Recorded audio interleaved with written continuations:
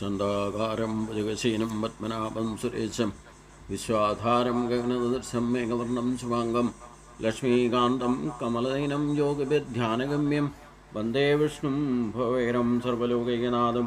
ओं नमो भगवते वासुदेवाय, ओं नमो भगवते वासुदेवाय, ഓം ശ്രീകൃഷ്ണായ പരബ്രഹ്മണേ നമഃ. എല്ലാ സജ്ജനങ്ങൾക്കും ഗുരുവായൂരപ്പനാമത്തെ സാഷ്ടാംഗ പ്രണാമം. ശ്രീകൃഷ്ണ ചരിതാമൃതത്തിൽ കൃഷ്ണൻ്റെ 5 റാണിമാരെ ആയിട്ടുള്ള വിവാഹത്തെപ്പറ്റിയാണ് നമ്മൾ ചിന്തിച്ചുകൊണ്ടിരിക്കുന്നത്. നഗ്നജിത്ത് എന്ന രാജാവിൻ്റെ മകൾ സത്യയെ വിവാഹം കഴിക്കുന്ന സന്ദർഭമാണ് ഇന്നലെ നമ്മൾ തുടങ്ങി വെച്ചത്.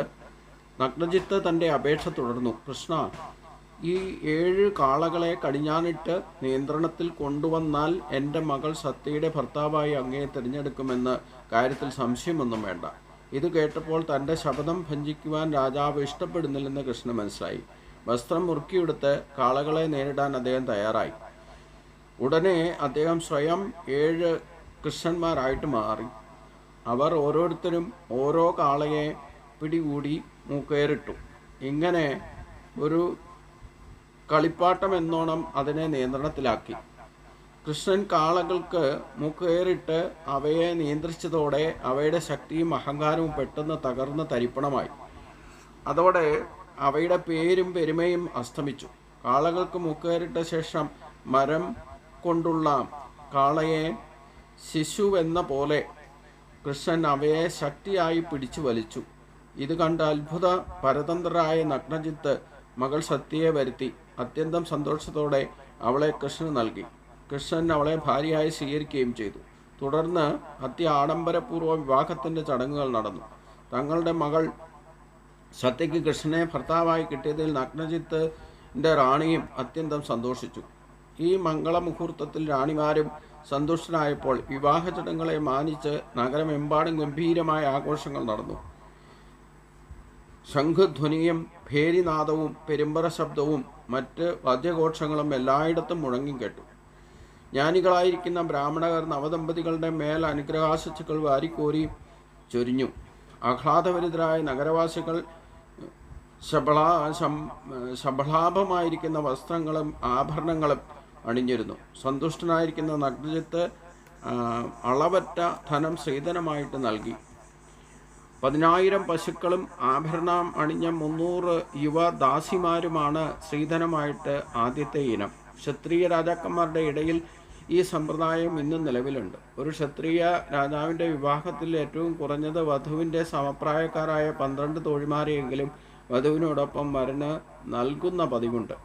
പശുക്കൾക്കും ദാസിമാർക്കും പുറമെ 9,000 ആന, അതിൻ്റെ 100 ഇരട്ടി തേര് എന്നിവ കൊണ്ട് സ്ത്രീധനത്തുക വീണ്ടും പെരുപ്പിച്ചു. അതായത് 900 തേരുകളുടെ എണ്ണത്തിൻ്റെ 100 ഇരട്ടി കുതിരകൾ, അതായത് 90 ലക്ഷം കുതിരകൾ, അവയുടെ 100 ഇരട്ടി അടിമകളും കൂടി സ്ത്രീധനമായിട്ട് നൽകപ്പെട്ടു. ഈ ദാസിമാരെയും അടിമകളെയും സ്വന്തം മക്കൾക്കോ കുടുംബാംഗങ്ങൾക്കോ തുല്യരായിട്ട് കരുതി അവർക്ക് വേണ്ടതെല്ലാം നൽകി രാജാക്കന്മാർ പരിപാലിച്ചു പോന്നിരുന്നു. ഇപ്പറഞ്ഞ രീതിയിൽ സ്ത്രീധനം നൽകിയ ശേഷം കോസല രാജാവായിരിക്കുന്ന രാജ നഗ്നജിത്ത് മകളോടും മഹാനായിരിക്കും ജാമാതാവിനോടും തേരിൽ കയറുവാൻ പറഞ്ഞു. സുസജ്ജന്മമായിരിക്കുന്ന സൈന്യവ്യൂഹത്തിൽ സുരക്ഷിതരായിട്ട് സ്വഗ്രഹത്തിലേക്ക് പൊയ്ക്കൊള്ളാൻ അദ്ദേഹം അനുവാദവും നൽകി. അവർ പുതിയ ഗ്രഹത്തിലേക്ക് യാത്രയായപ്പോൾ അവരോടുള്ള വാത്സല്യ പൂരത്താൽ അദ്ദേഹത്തിന് നവജീവൻ ലഭിച്ചതുപോലെ തോന്നി. സത്യയും കൃഷ്ണനും തമ്മിലുള്ള വിവാഹത്തിന് മുമ്പ് യദുവംശത്തിലെ മറ്റ് വംശങ്ങളിലെയും രാജാക്കന്മാരും രാജാ നഗ്നജിത്തിൻ്റെ കാളകളും തമ്മിൽ സത്യയുടെ പാണിഗ്രഹണത്തിനും വേണ്ടിയിട്ട് അനേകം മത്സരങ്ങൾ നടന്നിരുന്നു. കാളകളെ കീഴടക്കി വിവാഹം കഴിക്കുന്നതിൽ കൃഷ്ണൻ വിജയിച്ച വാർത്ത കേട്ടപ്പോൾ നേരത്തെ ഇക്കാര്യത്തിൽ മത്സരിച്ച് തോറ്റ നിരാശിതരായിരിക്കുന്ന രാജാക്കന്മാർ സ്വാഭാവികമായും അസൂയാലുക്കളായി മാറി. ദ്വാരകയിലേക്കുള്ള കൃഷ്ണന്റെ മടക്കയാത്രയിൽ ഇപ്പറഞ്ഞ നിരാശരും പരാജിതരുമായിരിക്കുന്ന രാജകുമാർ അദ്ദേഹത്തെ വളഞ്ഞു. വധുസംഘത്തിന് നേരെ ബാണങ്ങൾ ചൊരിഞ്ഞ് കൃഷ്ണനെ ആക്രമിച്ച് ധാര മുറിയാതെ മഴ പോലെ അവർ അമ്പുകൾ പൊഴിഞ്ഞപ്പോൾ കൃഷ്ണൻ ഉത്തമ സുഹൃത്തായ അർജുനൻ ആ വെല്ലുവിളി ഏറ്റെടുത്തു. വിവാഹ അവസരത്തിൽ അദ്ദേഹത്തെ സന്തോഷിപ്പിക്കാനായിട്ട് നിഷ്പ്രയാസം ഒറ്റയ്ക്ക് അവരെ ഓടിച്ചു വിട്ടു. ഗാണ്ഡീവം എന്ന പേരിലുള്ള വില്ലുമേന്തി രാജാക്കന്മാരെ മുഴുവൻ പലായനം ചെയ്യിപ്പിച്ചു. സിംഹം മറ്റ് നിസ്സാര ജീവികളെ വിരട്ടി ഓടിക്കുന്ന പോലെ മുഴുവൻ രാജാക്കന്മാരെയും അവരിൽ ഒരാൾ പോലും വധിക്കപ്പെടാതെ അർജുനൻ നാട്ടി ഓടിക്കുകയാണ് ഉണ്ടായത്. തുടർന്ന് യദുവംശത്തിലെ പ്രധാനിയായിരിക്കുന്ന ഭഗവാൻ കൃഷ്ണൻ നവവധുവിനെയും കൂട്ടി അളവറ്റ ശ്രീധനത്തോടും കൂടി അത്യാഡംബരപൂർവ്വം ദ്വാരകാപുരിയിൽ പ്രവേശിച്ചു. അവിടെ ഭാര്യമാരെ ഒത്തു തികഞ്ഞ ശാന്തിയോടെ വാസം തുടങ്ങി. കൃഷ്ണന് പിതൃസഹോദരിയായിരിക്കുന്ന മറ്റൊരു അമ്മായി ഉണ്ടായിരുന്നു. ശ്രുതകീർത്തി എന്നായിരുന്നു അവളുടെ പേര്. കേകയ രാജാവിൻ്റെ ഭാര്യയായി കേകയത്തിലെ അവൾ പിന്നെ വസിച്ചിരുന്നത്. ഭദ്ര എന്ന പേരായിരുന്നു. അവർക്കൊരു പുത്രി ഉണ്ടായിരുന്നു. ഭദ്രയും കൃഷ്ണനെ വിവാഹം കഴിക്കാൻ ആഗ്രഹിച്ചിരുന്നു. ഇതറിഞ്ഞ അവളുടെ സഹോദരൻ അവളെ നിരുപാധികം കൃഷ്ണന് കൊടുത്തു. യഥാർത്ഥ ഭാര്യയായി തന്നെ കൃഷ്ണൻ അവളെ സ്വീകരിക്കുകയും ചെയ്തു. തുടർന്ന് ദക്ഷിണദേശത്തെ രാജാവിൻ്റെ പുത്രിയായ ലക്ഷ്മണയെയും അദ്ദേഹം വിവാഹം ചെയ്തു. ലക്ഷ്മണ സർവ യോഗ്യതകളും തികഞ്ഞവളായിരുന്നു. ഗരുഡൻ അസുരന്മാരുടെ കയ്യിൽ നിന്നും അമൃതകുംഭം റാഞ്ചിക്കൊണ്ട് പോയതുപോലെ ബലാത്കാരമായാണ് കൃഷ്ണൻ അവളെ വിവാഹം ചെയ്തത്. സ്വയംവര മണ്ഡപത്തിൽ മറ്റനേകം രാജാക്കന്മാരുടെ സാന്നിധ്യത്തിൽ വെച്ചാണ് കൃഷ്ണൻ അവളെ തട്ടിക്കൊണ്ടുപോയത്. രാജാക്കന്മാരുടെ സദസ്സിൽ നിന്ന് വധുവിന് ഇഷ്ടമുള്ളയാളെ വധു തിരഞ്ഞെടുക്കുന്ന ചടങ്ങാണ് സ്വയംവരം എന്ന് പറയുന്നത്. ഈ അധ്യായത്തിൽ പറഞ്ഞിരുന്ന കൃഷ്ണൻ്റെ 5 വിവാഹത്തിൻ്റെയും വിവരണം തീരെ പര്യാപ്തമായിട്ടില്ല. ഇവർക്ക് പുറമെ ആയിരക്കണക്കിന് ഭാര്യമാർ അദ്ദേഹത്തിനുണ്ടായിരുന്നു. ഈ ആയിരക്കണക്കിന് ഭാര്യമാരെയും അദ്ദേഹം സ്വീകരിച്ചത് ഭൗമാസുരൻ എന്നൊരു അസുരനെ നിഗ്രഹിച്ച ശേഷമായിരുന്നു. ഇവരെയെല്ലാം ഭൗമാസുരൻ്റെ കൊട്ടാരത്തിൽ തടവുകാരനായിരുന്നു. കൃഷ്ണൻ അവരെ അവിടെ നിന്ന് മോചിപ്പിച്ച് വിവാഹം കഴിക്കുകയായിരുന്നു. ഒന്ന് ഭൗതിക തലത്തിൽ 16,108 ഭാര്യമാർ ശ്രീകൃഷ്ണനുണ്ടായിരുന്നു എന്ന് നമുക്ക് ഭാഗവതത്തിൽ നിന്നും പറയാം. ചില സ്ഥലങ്ങളിലൊക്കെ 16,008 എന്ന് പറയുന്നുണ്ട്, ചിലയിടത്ത് 16,108 എന്ന് പറയുന്നുണ്ട്. എന്തായാലും ഇത് ഭൗതിക തലത്തിൽ 16,000 പേരെ ഒരു അസുരൻ കാരാഗ്രഹത്തിൽ അടച്ച് പീഡിപ്പിച്ചിരുന്നവരെ രക്ഷിച്ച് അവർക്കെല്ലാം മംഗല്യം നൽകി അവരെല്ലാം രക്ഷിക്കുക, ഗ്രഹങ്ങൾ നൽകി അവരെ സംരക്ഷിക്കുകയാണ് ഭഗവാൻ ചെയ്തത്. അതൊരു വലിയൊരു എന്താ പറഞ്ഞ മഹത്തായ സേവനം എന്ന് പറഞ്ഞാൽ ആരും അംഗീകരിക്കില്ല. പീഡിപ്പിക്കപ്പെട്ട അല്ലെ ഒരു അസുരൻ്റെ കീഴിൽ പീഡിപ്പിക്കപ്പെട്ട സ്ത്രീകളെ ആരാണ് പിന്നെ സംരക്ഷിക്കുക? അവരെ സമൂഹത്തിൽ ഇന്നും അതെ അങ്ങനെ എന്തെങ്കിലും സംഭവിച്ചിട്ടുണ്ടെങ്കിൽ അവരെ ആ സ്ത്രീകളുടെ ജീവിതം പിന്നീട് വളരെ ദുഃഖപൂർണമായിട്ട് മാറാറുണ്ട്. ആരും അങ്ങനെയുള്ള സ്ത്രീകൾ സ്വീകരിക്കാൻ തയ്യാറാകില്ല. സമൂഹം അങ്ങനെ അംഗീകരിക്കാറില്ല എന്നർത്ഥം. അതാണ് ഇന്നും നടന്നു വരുന്നത്. പക്ഷേ ഭഗവാൻ ഈ അസുരനാൽ പീഡിപ്പിക്കപ്പെട്ട് കാരാഗ്രഹത്തിൽ അടച്ചിരുന്ന സ്ത്രീകളെയൊക്കെ അസുരനെ കൊന്ന് രക്ഷിച്ചു. അപ്പോൾ അവർക്ക് ഗ്രഹത്തിലേക്ക് തിരിച്ചു പോകാൻ പറ്റില്ല എന്നൊക്കെ അവരുടെ സങ്കടം മനസ്സിലാക്കി കഴിഞ്ഞപ്പോൾ അവരെയൊക്കെ തൻ്റെ ഭാര്യമാരായിട്ട് സ്വീകരിച്ച് അവർക്കെല്ലാം ഗ്രഹങ്ങൾ നിർമ്മിച്ച് അവരെയൊക്കെ സംരക്ഷിക്കുന്ന ചുമതല ഭഗവാൻ ഏറ്റെടുക്കുക ചെയ്തു. ഇങ്ങനെ 16,108 സ്ത്രീ സങ്കല്പത്തിൽ പറയുന്നുണ്ടെങ്കിൽ ഇതിൽ ആധ്യാത്മിക ഒരു രഹസ്യമുണ്ട്. നമ്മുടെ ശരീരത്തിൽ ഏകദേശം 72,72,16,108 നാഡികൾ ഉണ്ടെന്നാണ് പറയുന്നത്. ഇതിലേറ്റവും പ്രധാനപ്പെട്ടതാണ് 16,108. അതിലും ഏറ്റവും പ്രധാനമാണ് 8. അപ്പോൾ ഒരു പുരുഷനോടൊപ്പം ശരീരമാകുന്ന അപരാശക്തിയാൽ നിർമ്മിക്കപ്പെട്ട പ്രകൃതിയിൽ നിന്ന് നിർമ്മിതമായ ശരീരം ആണ് പുരുഷനോടൊപ്പം ചേർന്ന് നിന്നുകൊണ്ട് നമ്മുടെ ശരീരത്തെ സംരക്ഷിക്കുന്നതെന്നർത്ഥം. അതിലേറ്റവും പ്രധാനപ്പെട്ട നാഡികളുടെ രൂപത്തിലാണ് ഇവിടെ പുരുഷനോടൊപ്പം സ്ത്രീകളെ ഒരു പുരുഷൻ ഇത്രയധികം വിവാഹം കഴിച്ചു എന്ന് നമുക്ക് ഭൗതിക തലത്തിൽ ചിന്തിക്കാൻ പോലും ആശ്ചര്യവത്പശ്ചിതകസ്ഥിതേനം എന്ന സങ്കല്പത്തിലേക്ക് നമുക്ക് പോകാൻ സാധിക്കുള്ളൂ.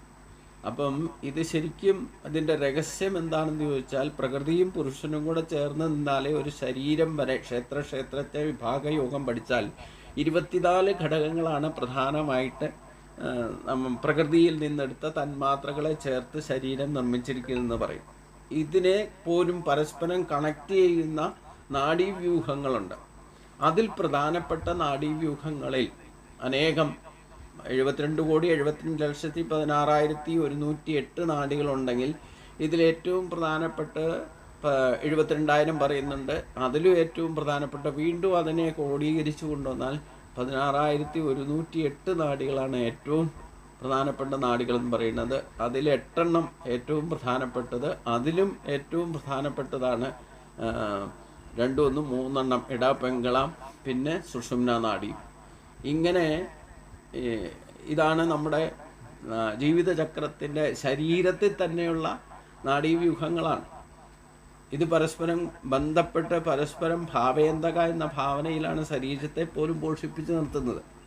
അപ്പോൾ ശ്രീകൃഷ്ണൻ എന്ന് പറയുന്ന പുരുഷൻ നമ്മുടെ ജീവാത്മാവിൻ്റെ സങ്കല്പത്തിലാണെങ്കിൽ ഈ സ്ത്രീ സങ്കല്പങ്ങളൊക്കെ അവിടെ ഇവിടെയും യഥാർത്ഥ പാതയിൽ പ്രവർത്തിക്കാത്തവരെ തന്നോടൊപ്പം ചേർത്ത് നിർത്തുന്ന ഒരു സങ്കല്പമാണ് നാഡീവ്യൂഹങ്ങൾ. അപ്പം നമ്മൾ യോഗസാധനയിലൂടെ ഈ ശ്രീകൃഷ്ണ സങ്കല്പത്തിൽ തന്നെ പൂർണ്ണ മനുഷ്യനാകണമെന്നുണ്ടെങ്കിൽ ഈ നാഡികളൊക്കെ കൃത്യമായിട്ട് ഒരു പുരുഷ ശരീരത്തെ പ്രവർത്തിക്കണം. പുരുഷൻ എന്ന് പറഞ്ഞാൽ സ്ത്രീ ആയാലും പുരുഷനായാലും ശരീരമുള്ളവർക്കെല്ലാം ജീവനെ പുരുഷനായിട്ടും ആ ശരീരത്തെ പ്രകൃതി സങ്കല്പത്തിൽ സ്ത്രീ ആയിട്ടുമാണ് കണക്കാക്കുക. അപ്പോൾ സ്ത്രീകളായിട്ടാണ് ഈ നാഡീവ്യൂഹങ്ങളെ കണക്കാക്കുക. അപ്പോൾ അത് പുരുഷനോടൊപ്പം ചേർന്ന് നിന്നാലേ അവിടെ പൂർണ്ണത വരും. ഇതാണ് ശരിക്കും ഈ ശ്രീകൃഷ്ണൻ 16,108 സ്ത്രീകളുമായിട്ട് യോജിച്ച് നിന്നു എന്ന് പറയുന്നതിൻ്റെ കാര്യം. ഇവിടെ ഇത്രയധികം സ്ത്രീകളെ ഗ്രഹങ്ങളുണ്ടാക്കി താമസിപ്പെങ്കിൽ അവിടെയൊക്കെ നാരദൻ പരീക്ഷിക്കാൻ പോയപ്പോൾ അവിടെയൊക്കെ ശ്രീകൃഷ്ണനെ കാണുന്നുണ്ടായി. ഭഗവാനെ സംബന്ധിച്ച് എത്ര രൂപം എടുക്കാനും പ്രശ്നമൊന്നുമില്ല. നമ്മളൊക്കെ ഭഗവാന്റെ രൂപങ്ങൾ തന്നെയാണ്. അതുകൊണ്ടാണ് ശ്രീകൃഷ്ണനെ നിങ്ങൾക്ക് കാണണമെന്നുണ്ടെങ്കിൽ നിങ്ങളിലൂടെ തന്നെ കാണണം, വേറെ കാണാൻ ശ്രമിക്കരുത്. വേറെ കാണാൻ ശ്രമിച്ചാൽ മാംസചക്ഷുസുകളെ കൊണ്ട് എന്നെ കാണാൻ സാധിക്കില്ല എന്ന് പറഞ്ഞിട്ടുണ്ട്. അപ്പോൾ വെറുതെ ആ പ്രയത്നം വ്യർത്ഥമാക്കണ്ട എന്നർത്ഥം. അപ്പോൾ ഇങ്ങനെ യഥാർത്ഥത്തിൽ ഈ വക സങ്കല്പങ്ങളൊക്കെ ഈ കഥാശകലങ്ങളിലുണ്ട്. അത് രഹസ്യമാണ്. അത് നമ്മൾ കണ്ടെത്തണം, സ്വയം കണ്ടെത്തണം എന്നർത്ഥം. അല്ലാതെ നമുക്ക് ഭൗതിക തലത്തിൽ ഒന്ന് ചിന്തിച്ചു നോക്കാം. നമുക്കിപ്പോൾ ഒരു വിവാഹം കഴിച്ചിട്ട് തന്നെ അവരെ പോലും യഥാവിധി സ്പർദ്ധയൊന്നുമില്ലാതെ ഒരേപോലെ ബാലൻസ് ചെയ്തുകൊണ്ട് ആനന്ദപരമായിട്ട് ഗൃഹസ്ഥ ജീവിതത്തിൽ നമുക്ക് ഒരേപോലെ ജീവിക്കാൻ സാധിക്കുന്നുണ്ടോ? അപ്പം 16,008 പേരുടെ കാര്യം ഒന്ന് ആലോചിച്ച് നോക്കൂ. അപ്പം ഇത് ഭൗതിക തലത്തിൽ ആശ്ചര്യമാണ്. ആശ്ചര്യപത്പശ്ചിത ഗശ്ചിതേനം. ഇങ്ങനെയുള്ള ഒരുപാട് കാര്യങ്ങൾ നമുക്ക് ആധ്യാത്മിക തലത്തിൽ നമുക്ക് മനസ്സിലാകാതെ പോകുന്നുണ്ടെന്നർത്ഥം. മനസ്സിലാക്കാൻ പറ്റാത്തത് എന്താണോ അതാണ് രഹസ്യം എന്ന് പറയുന്നത്. അല്ലാതെ രഹസ്യം എന്ന് പറയുന്നത് മറ്റാരോട് പറയാൻ പാടില്ലാത്തതെന്നല്ല അർത്ഥമാക്കുന്നത്. യഥാർത്ഥ രഹസ്യം എന്ന് പറഞ്ഞു കഴിഞ്ഞാൽ അത് ചകഞ്ഞെടുത്ത് മനസ്സിലാക്കാൻ പോലും ബുദ്ധിമുട്ടാണ്. അത് അതീന്ദ്രിയ ജ്ഞാനത്തിലൂടെ മാത്രമേ തിരഞ്ഞെടുക്ക് മനസ്സിലാക്കാൻ സാധിക്കൂ. അപ്പോൾ 16,108 സ്ത്രീകളെ ഭഗവാൻ ഒരു പുരുഷൻ വിവാഹം കഴിച്ചു എന്ന സങ്കല്പം, പുരുഷൻ എന്ന് പറയുന്ന ജീവാത്മാവാണ്. അത് നമ്മുടെ ശരീരത്തിലിരിക്കുന്നതാണ്. ഈ ശരീരത്തിലെ 24 ഘടകങ്ങൾ പ്രകൃതിയിൽ നിന്ന് നേരിട്ട് എടുത്ത് നിർമ്മിച്ചിരിക്കുന്ന അപരാശക്തിയാൽ, ഭഗവാന്റെ തന്നെ അപരാശക്തിയാൽ നിർമ്മിക്കപ്പെട്ടിരിക്കുന്ന ഈ ശരീരത്തെ യഥാവിധി പ്രവർത്തിപ്പിക്കണം എന്നുണ്ടെങ്കിൽ അതിന് കോടിക്കണക്കിന് നാഡികളുണ്ട്. അതിൻ്റെ എണ്ണം പറയുന്നതൊന്നും നമുക്ക് സങ്കല്പിക്കാൻ പോലും സാധ്യമല്ല. ഇതൊന്നും എണ്ണി നോക്കാനും സാധ്യമല്ല. എന്തായാലും ആ പ്രധാനപ്പെട്ട നാഡികളിൽ ഏറ്റവും പ്രധാനപ്പെട്ടതാണ് 16,108 നാഡികളാണ് ഈ അപരാശക്തിയെ പരാശക്തിയുമായിട്ട് യോജിപ്പിച്ച് നിർത്തി പ്രവർത്തിപ്പിക്കുന്നത്.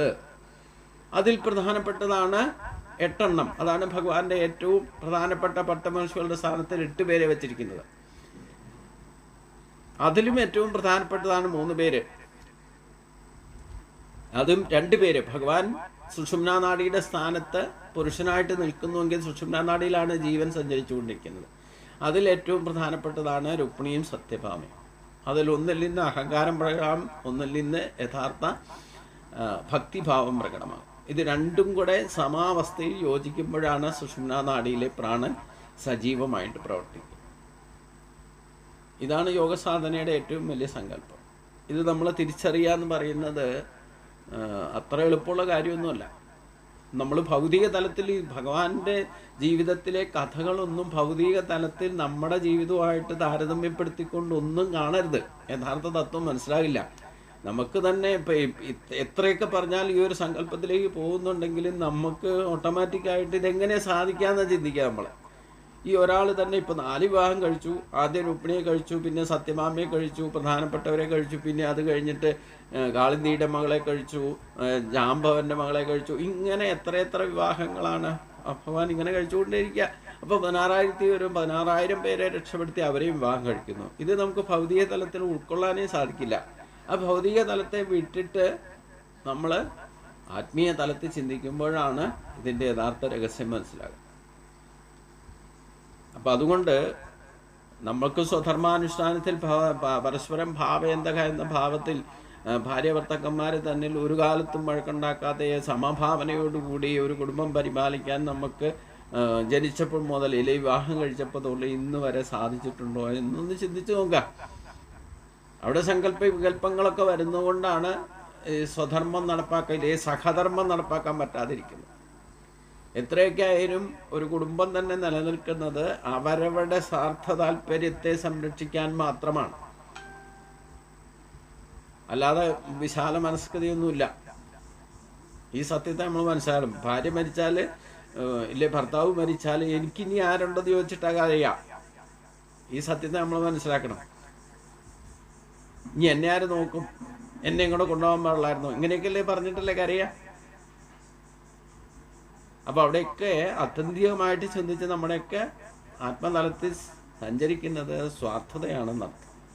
അതാണ് വിചാരം. അതാണ് കൂട്ടിയോജിപ്പിച്ച് പരസ്പരം ഭാവനയോടുകൂടി നമ്മൾ കുറച്ചൊക്കെ സഹകരിച്ച് അഡ്ജസ്റ്റബിളായിട്ട് ജീവിക്കുന്നുണ്ടെങ്കിൽ അതിൻ്റെയൊക്കെ അടിസ്ഥാന ഘടകം സ്വാർത്ഥത തന്നെയാണ്. അപ്പം നമ്മൾ യഥാർത്ഥത്തിൽ സ്വാർത്ഥരാണ് താനും. സ്വാർത്ഥര ഒറ്റയ്ക്കാണ് ജനിച്ചിരിക്കുന്നത്. ഒറ്റയ്ക്ക് വേണം ഭഗവാനിലേക്ക് എത്താനും. ഈ ബന്ധങ്ങളൊക്കെ നമുക്ക് വിരക്തിയിലൂടെ ഉപേക്ഷിക്കേണ്ടതായിട്ട് വരും. ആർക്കും ആരെയും കൂടെ കൊണ്ടുപോകാൻ പറ്റില്ല. അപ്പോൾ അതിൽ പോലും ഏറ്റവും പ്രധാനപ്പെട്ട നമ്മുടെ ശരീരത്തിലെ ശക്തികളെ പോലും നമുക്ക് പരസ്പരം ഭാവത്തിൽ അതിനെ പ്രവർത്തിപ്പിച്ച് യോജിപ്പിച്ച് നിർത്തുമ്പോഴാണ് നമ്മളിലുള്ള ഈശ്വര ശക്തി പോലും ഉണർന്ന് പ്രവർത്തിക്കുമെന്ന് പറഞ്ഞിട്ടുണ്ട്.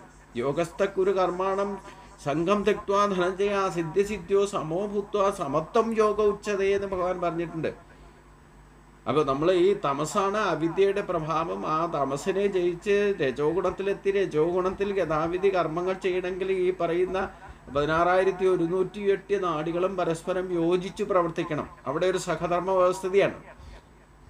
അതിൽ ഏറ്റവും പ്രധാനപ്പെട്ടത് ഇടമംഗളയുടെ 2 വശത്ത് നിൽക്കുന്ന അതിനെപ്പോലും സമാവസ്ഥയിലേക്ക് എത്തി സുഷുമ്നാ നാഡിയിലൂടെ പ്രാണൻ സഞ്ചരിക്കാൻ തുടങ്ങുമ്പോഴാണ് യഥാർത്ഥ ഈശ്വരശക്തി നമ്മൾ പ്രകടമാക്കുക. നമ്മുടെ ചിന്തയും വാക്കും പ്രവൃത്തി ഈശ്വരോന്മുഖമായിട്ട് തന്മയീ ഭാവത്തിലേക്ക് എത്തണമെന്നുണ്ടെങ്കിൽ സുഷുമ്നാ നാഡിയിലൂടെ പ്രാണൻ സഞ്ചരിക്കാൻ തുടങ്ങണം. ഇടയിലും പെങ്ങളിലും സഞ്ചരിച്ചാൽ സഹധർമ്മം നടക്കില്ല. അവിടെ വ്യത്യസ്തമായ ഭാവം വരും, ദ്വന്ദ്ഭാവം വരും. അതാണ് ചിത്തവൃത്തി നിരോധം എന്ന അവസ്ഥയിലേക്ക് എത്തുമ്പോഴാണ് സുഷുമ്നാ നാഡിയിലെ യഥാർത്ഥ ഈശ്വരശക്തി, പൂർണ്ണശക്തി. ഈ ശ്രീഷം പ്രവർത്തിക്കുന്നതൊക്കെ പൂർണ്ണമായിട്ടുള്ള മനുഷ്യൻ്റെ ഇല്ലെങ്കിൽ ആ പൂർണ്ണമായ ഈശ്വരശക്തിയുടെ പ്രഭാവത്താലാണ്. അതുകൊണ്ടാണ് ജനിക്കുമ്പോൾ മുതൽ 125 വയസ്സ് ഒരു പൂർണ്ണ മനുഷ്യൻ എന്താണെന്ന്, ഉത്തമ മനുഷ്യൻ ആരാണെന്ന് ഭഗവാൻ കാണിച്ചു തരുകയാണ്. എന്തൊക്കെ പ്രതിസന്ധി, ഏതൊക്കെ ഇപ്പോൾ ഇവരൊക്കെ വിവാഹം കഴിക്കുമ്പം ഏതൊക്കെ തരത്തിലുള്ള പ്രതിസന്ധികൾ ഉണ്ടെങ്കിലും അവിടെയൊക്കെ ഭഗവാൻ ജയിക്കുന്നുണ്ട്. അതിനൊക്കെ പലതരത്തിലുള്ള ഭൗതികവാദികളായിട്ടുള്ളവരെ അസൂയ കൊണ്ടും പലതരത്തിലുള്ള അവരുടെ വികാര വിചാരങ്ങൾ കൊണ്ട് എതിർക്കാൻ വരുന്നവരെയൊക്കെ നശിപ്പിക്കാനും ഭഗവാനും ഭഗവാന്റെ കൂടെയുള്ളവരും ഉണ്ടെന്നർത്ഥം. ഇതാണ് യഥാർത്ഥത്തിൽ നമ്മൾ ചില കാര്യങ്ങളൊക്കെ ഇതിനെ ഗഹനമായിട്ട് ചിന്തിച്ച് ഇതിൻ്റെ രഹസ്യത്തിലേക്ക് എത്തണം. അതാണ് നമ്മുടെ വിജ്ഞാനത്തിലേക്ക് നമ്മൾ എത്തുമ്പോഴേ അതൊക്കെ ചിലതൊക്കെ കണ്ടെത്തണമെന്ന് ഭഗവാൻ തന്നെ പറഞ്ഞിരിക്കുന്നത്. നമ്മൾ ഈ പുസ്തകം പഠിച്ചതുകൊണ്ട് മാത്രമോ കേട്ടതുകൊണ്ടോ മാത്രമായില്ല. ഇതിനെ വീണ്ടും വീണ്ടും വിചാരം ചെയ്യണം. എന്നിട്ട് അതിൽ നിന്ന് ചിലതൊക്കെ കണ്ടെത്തണം. എനിക്കിപ്പോൾ ഈ അധ്യായം വായിച്ച് തീർത്താൽ ഒരു ക്ലാസ് കഴിഞ്ഞു. അതിനെ കുറച്ചുകൂടെ വിശകലനം ചെയ്ത് ചിന്തിക്കുമ്പോഴാണ് ഇങ്ങനെയുള്ള കാര്യങ്ങളൊക്കെ പുറത്തു വരിക എന്നർത്ഥം. അതെല്ലാ ദിവസവും വരുമില്ല. അത് ചില ദിവസം നമ്മുടെ കോർഡിനേഷൻ, നമ്മുടെ നാഡികളുടെ പ്രവർത്തനം സജീവമായിട്ട് പ്രവർത്തിക്കുമ്പോഴേ ഇങ്ങനെയുള്ള കാര്യങ്ങൾ എനിക്ക് പോലും പറയാൻ സാധിക്കുള്ളൂ എന്നർത്ഥം. കാരണം ഒരിക്കലും കഴിഞ്ഞ അധ്യായങ്ങളിൽ നമ്മൾ കണ്ടതാണല്ലോ, ഭഗവാൻ തന്നെ പറയുന്നുണ്ട്, ഒരിക്കലും പൂർണ്ണത എല്ലായ്പ്പോഴും നമുക്ക് നിലനിർത്താൻ സാധിക്കാറില്ല. മനുഷ്യ ജീവിതത്തിൻ്റെ ഗതിവിഗതികൾ അതാണ്. ഈ സങ്കല്പ വികല്പങ്ങൾ ഉണ്ടായിക്കൊണ്ടിരിക്കും. ഒരേ ബാലൻസിൽ പ്രവർത്തിക്കാൻ സാധിച്ചാൽ പിന്നെ ജീവിതം സുലഭമായല്ലോ, പിന്നെ ഈ പ്രശ്നങ്ങളൊന്നും ഉണ്ടാവില്ല. നദി ഒഴുകുന്ന പോലെയാണ്, തട്ടിയും തടഞ്ഞും ഒക്കെയാണ് വെള്ളം ഒഴുകുന്നത്, അതേപോലെയാണ്. ഇതൊരു ഒഴുക്കാണ്. ഇതിനെതിരെ പോകുമ്പോഴാണ് കൂടുതൽ പ്രശ്നങ്ങൾ ഉണ്ടാവുക. ഒഴുക്കിനനുസരിച്ച് പൊയ്ക്കോളൂ, അതാണ്. എങ്ങനെയാണോ ജീവിതം ഓരോ ദിവസവും പോകുന്നത് അതനുസരിച്ചുകൊണ്ട് ഇങ്ങോട്ട് പൊയ്ക്കോളാം. അതിനെതിരെ നിന്നാലാണ് കൂടുതൽ പ്രശ്നങ്ങൾ ഉണ്ടാവുക. അതുകൊണ്ട് ഈ സങ്കല്പങ്ങളൊക്കെ ചിലതൊക്കെ നമുക്ക് കണ്ടെത്തണം. ഇതിൻ്റെ അടുത്ത ഭാഗം നമുക്ക് അടുത്ത ദിവസം ചിന്തിക്കാം. ഓം ശാന്തി ശാന്തി ശാന്തി.